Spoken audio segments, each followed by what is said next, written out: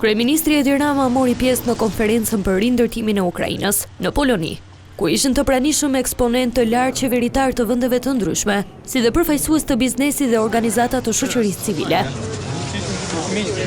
Gjatë fjalës së tij, kreu i qeverisë shqiptare u shpreh se rindërtimi i Ukrainës lidhet dhe me aspiratën europiane të Ballkanit Perëndimor. On the other hand, we also see Ukraine. Ne shohim rindërtimin e Ukrainës dhe integrimin europian të Ballkanit Perëndimor si procese që përforcojnë njëri tjetrin. Të dyja kanë të bëjnë me plotësimin e Europës, forcimin e qëndrueshmërisë së saj dhe uljen e cënueshmërive strategjike.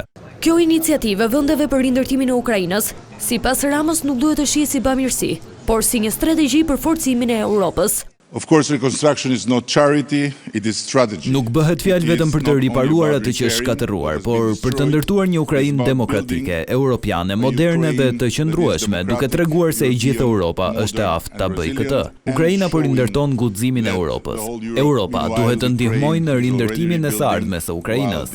Për post takimit të nivelit të lartë, kryeministri Edi Rama do të zhvillojë dhe takime dypalqe me homolog, por edhe me drejtues të kompanive ndërkombëtare, përfshirë përfaqësues të sektorit të energjisë dhe investimeve me fokus nxitjen e bashkëpunimit ekonomik.